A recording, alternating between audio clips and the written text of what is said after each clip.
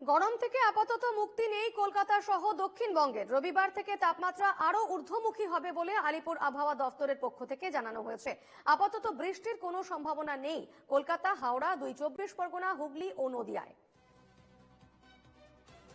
গরম থেকে আপাতত মুক্তি নেই কলকাতা সহ দক্ষিণবঙ্গের এবং এমনটাই জানানো হয়েছে আবহাওয়া দফতরের তরফ থেকে। আমাদের সঙ্গে এই মুহূর্তে সরাসরি রয়েছেন কলকাতা থেকে প্রতিনিধি ইন্দ্রনীল ঘোষ। ইন্দ্রনীল, কি জানাচ্ছে আলিপুর আবহাওয়া দফতর? বৃষ্টির সম্ভাবনা কি নেই, কি জানতে পারছো?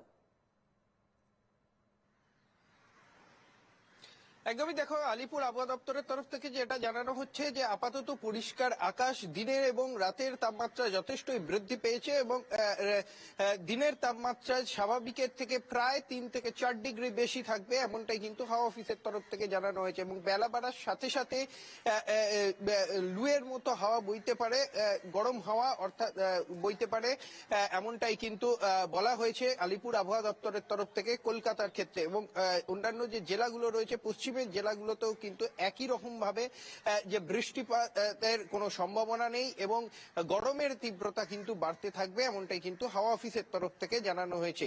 তবে আপাতত উত্তরবঙ্গের 2 জেলাতে আজকে বৃষ্টির সম্ভাবনা রয়েছে হালকা থেকে মাঝারি ধরনের, কিন্তু আগামীকাল থেকে পরিষ্কার আকাশ এবং তার সাথে তাপমাত্রারও কিন্তু হেরফের হবে এবং তাপমাত্রা ঊর্ধ্বমুখী হতে থাকবে, এমনটাই হাওয়া অফিসের তরফ থেকে জানানো হয়েছে। যদিও আপাতত দক্ষিণবঙ্গে এবং উত্তরবঙ্গে সেইভাবে বৃষ্টির কোনো সম্ভাবনা নেই আগামী 1 সপ্তাহ, এবং দক্ষিণবঙ্গের বেশ কিছু জায়গায় তাপপ্রবাহের সম্ভাবনা রয়েছে, অর্থাৎ হলুদ সতর্কতা কিন্তু জারি করা হয়েছে পশ্চিমের কয়েকটি জেলাতে। এবং আজকেও প্রায় 40 ডিগ্রির কাছাকাছি তাপমাত্রা ছবে পশ্চিমের কয়েকটি জেলাতে, এমনটাই কিন্তু আলিপুর আবহাওয়া দপ্তরের তরফ থেকে জানানো হয়েছে। দীপর্ণা, সেক্ষেত্রে বৃষ্টি কবে থেকে হবে, বা এই যে তীব্র দাবদাহ চলছে এবং যে গরম, অস্বস্তিকর গরম কলকাতা সহ দক্ষিণবঙ্গের, সেই গরম থেকে কবে মুক্তি পাওয়া যাবে সে বিষয়ে আলিপুর আবহাওয়া দপ্তর কি জানাচ্ছে? দেখো, আপাতত বৃষ্টির সম্ভাবনা নেই আগামী 4 থেকে 7 দিন, এমনটাই কিন্তু হাওয়া অফিসের তরফ থেকে জানানো হচ্ছে। কারণ যেভাবে শুষ্ক হাওয়া কিন্তু ইতিমধ্যেই ঢুকতে শুরু করে দিয়েছে, যদিও এখনো গরমের যে স্পেল শুরু হওয়ার আগে থেকেই, অর্থাৎ বসন্তের প্রথম থেকেই যেটা দেখা যাচ্ছিল যে ধীরে ধীরে তাপমাত্রা বাড়ছিল এবং দোলের পর থেকে যে গরমের যে অনুভূতি, সেই অনুভূতি কিন্তু শুরু হয়ে যায়। এবং ঈদের দিনও কিন্তু উষ্ণতম থাকবে, এমনটাই কিন্তু হাওয়া অফিসের তরফ থেকে বলা হচ্ছে। যদিও আপাতত বৃষ্টির কোনো সম্ভাবনা নেই দক্ষিণবঙ্গের ক্ষেত্রে, এমনটাই কিন্তু স্পষ্টত জানানো হয়েছে আলিপুর আবহাওয়া দপ্তরের তরফ থেকে। ধন্যবাদ।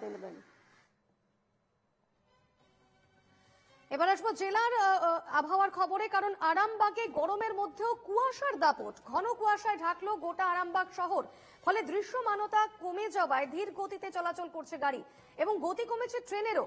কি ছবি আরামবাগের, সরাসরি কথা বলবো। আমাদের সঙ্গে রয়েছেন প্রতিনিধি তুহিন পাত্র। তুহিন, আজ আরামবাগের আবহাওয়া কি বলছে? আরামবাগের আবহাওয়া যে পরিস্থিতি সকালে তৈরি হয়েছিল, সেটা কিন্তু একবারই বলা যায় যে শীতকালের ছবি থেকে কিন্তু আলাদা কিছু নয়। কারণ যেভাবে কুয়াশায় গোটা আরামবাগ শহর ঢেকে গিয়েছিল এবং বলা যায় যে সূর্য উঠে গেলেও কিন্তু দৃশ্যমানতা এতটাই কম, যার জন্য কিন্তু গাড়ি চলাচল ধীর গতিতে করছিল এবং ট্রেন চলাচল কিন্তু খুব ধীরে গতিতে চলছিল। এবং যে পরিস্থিতি তৈরি হয়েছিল যে অনেক বেলা পর্যন্ত কুয়াশা থাকায় কিন্তু যে অনেক যাত্রী পরিষেবা, যে সমস্ত বাস বা ট্রেন, সেখানে কিন্তু অনেকটাই সময় থমকে যায় এবং পরিস্থিতি এমনই তৈরি হয় যে যেখানেতে গাড়ি হেডলাইট জেলে রাস্তা চলাচল করছিল এবং ট্রাফিক অনেক স্লো ছিল। এবং যে পরিমাণে শীতকালে যে কুয়াশায় চাদরে, বলা যায় সাদা কুয়াশার চাদরে ঢেকে যায়, যেমন কুয়াশার দৃশ্যমানতা কমে যায়, সেই পরিস্থিতি কিন্তু বলা যায় যে অনেক বেলা পর্যন্ত আরামবাগ শহর জুড়ে সেই একই অবস্থা তৈরি হয়েছিল। সেক্ষেত্রে তুহিন, কি জানা যাচ্ছে, কেন এই কুয়াশার দাপট? তাপমাত্রা কিন্তু বলা যায় যে অনেকটাই বেশি, কারণ বেশ কয়েকদিন ধরে এই কুয়াশার দাপট কিন্তু দেখা যাচ্ছে। কারণ পরিস্থিতি যেভাবে তৈরি হচ্ছে, কারণ রাত্রির দিক থেকে ভোরের দিকে কিন্তু ঠান্ডা, আর যার ফলে কিন্তু এবং সারাদিন যে গরমের ভাব, সেই গরম থেকেই কিন্তু এই কুয়াশার একটা দাপট তৈরি হয় এবং কুয়াশার চাদরে কিন্তু গোটা শহর ঢেকে যায়। এবং আজকেও সেই একই পরিস্থিতি এবং বেলা বাড়ার সাথে সাথে কিন্তু ওই কুয়াশা আস্তে আস্তে কমতে শুরু করে এবং পরিস্থিতি এখন অনেকটাই স্বাভাবিক। বেশ, ধন্যবাদ তুহিন।